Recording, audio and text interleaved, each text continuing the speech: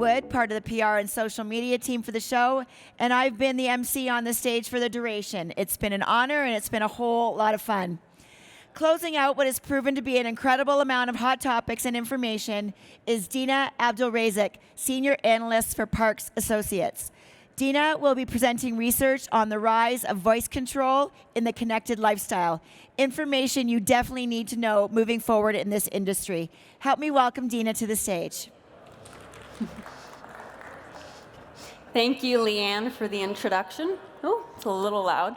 And thank you, CEDIA, for inviting us, Parks Associates and myself, to be here to present on voice control in the connected home.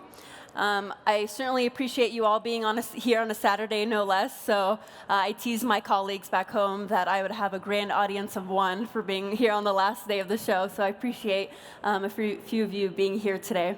So today I am going to be talking about voice in the connected home. So how is voice as an interface in the home impacting our day-to-day life? How are consumers adopting voice? And how does the connected lifestyle look like with voice now integrated into the home?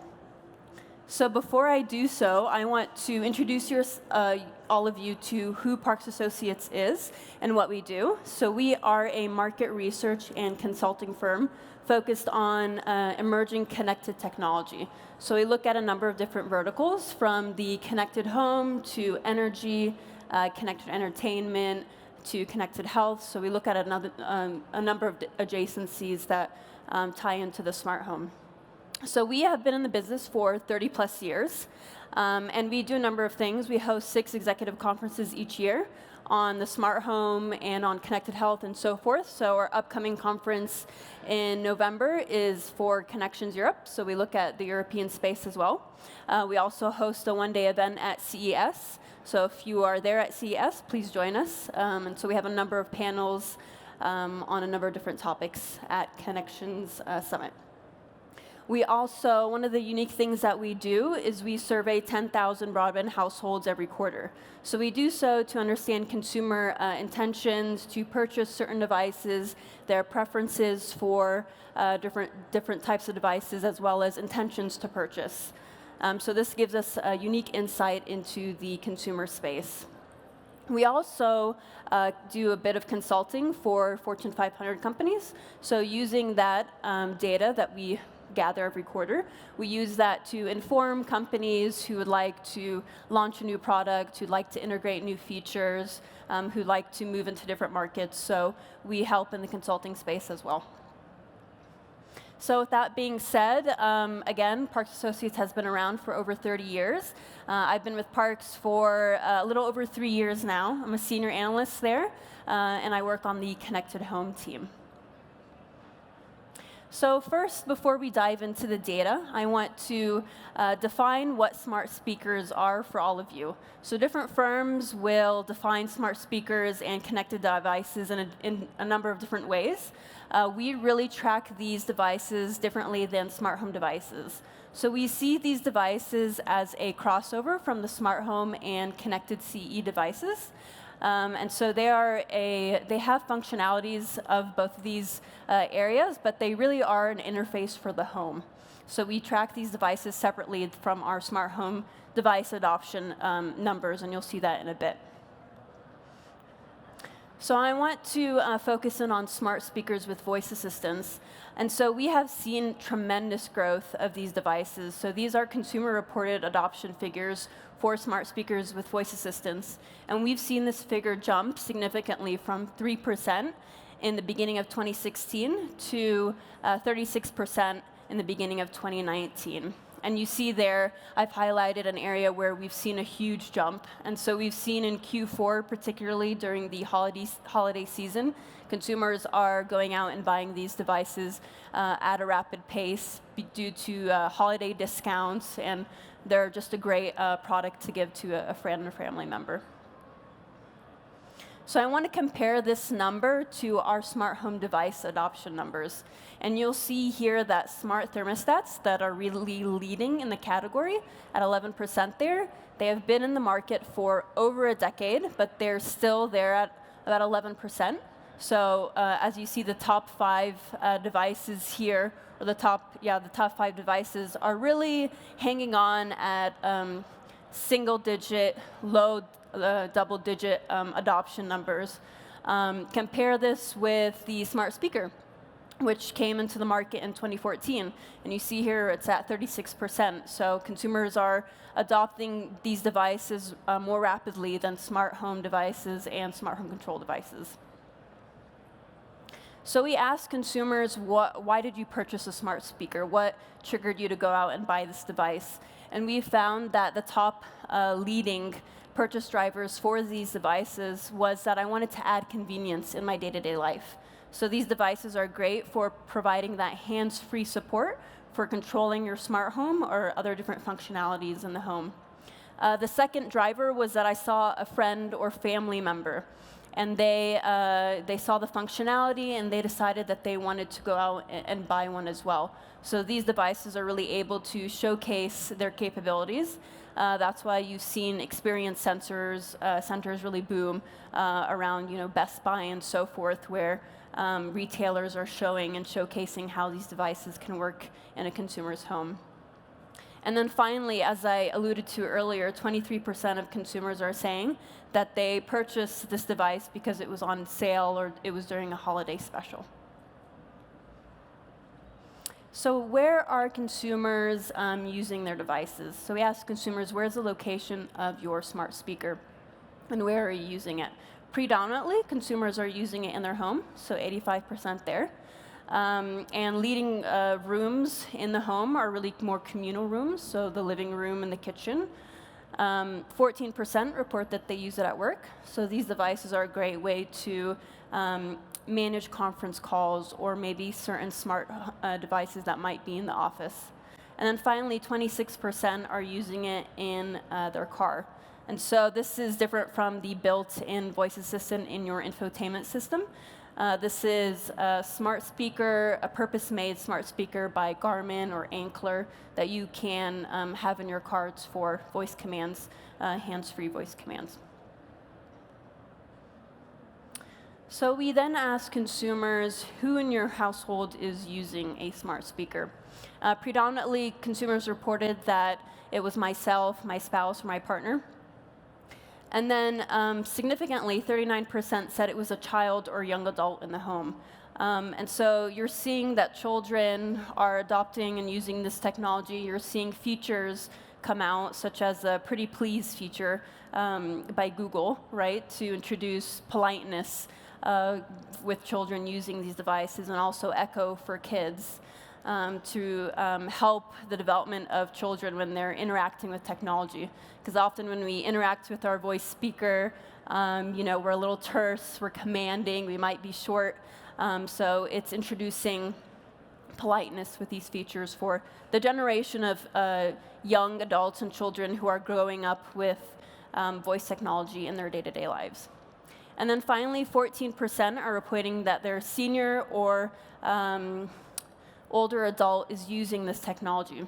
So we found, we've went out and surveyed seniors aged 65 and older, and we've asked, do you own one of these devices? And 17% reported that they own a smart speaker or smart display device. So they're great for that hands-free support for seniors as they age, as well as for calling on friends in a time of need, and for medical management reminders for their medications.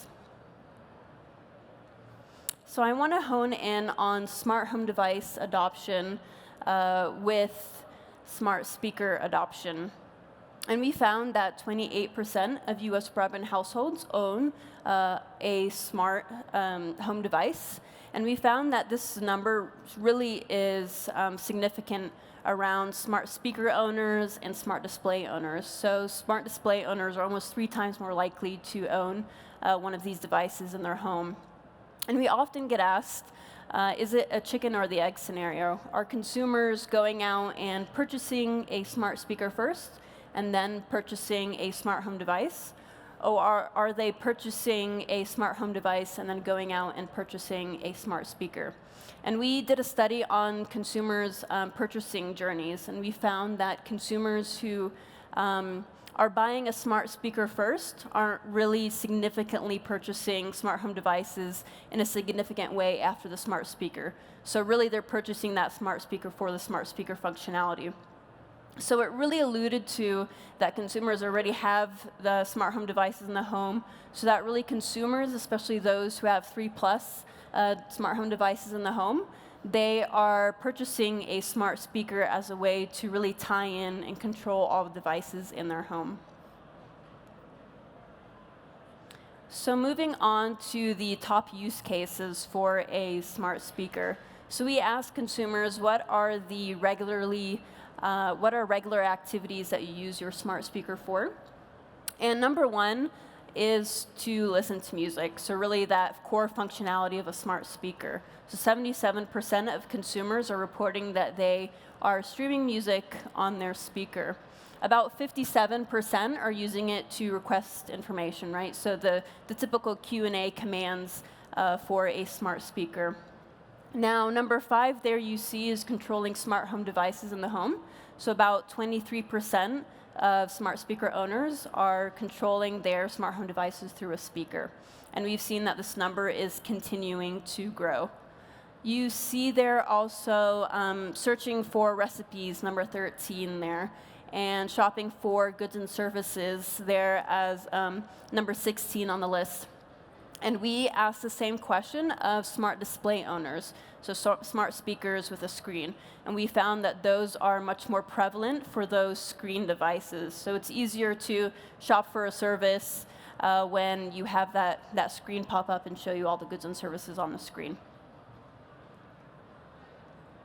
So moving on to the preference for controlling smart home devices. So we asked consumers, what do you prefer? What platform do you prefer to control your smart home devices?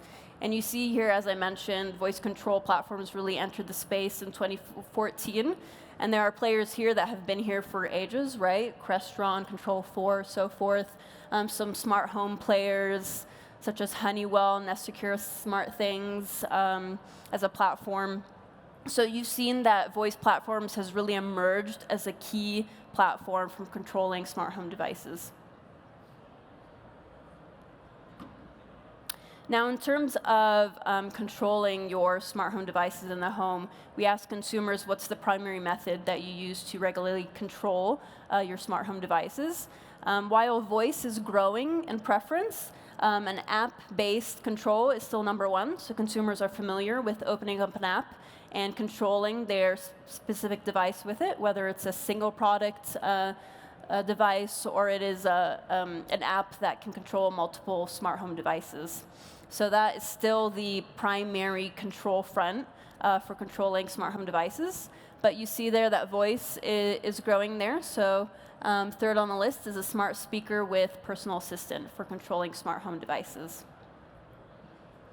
So I want to switch gears from the smart home to the connected entertainment space.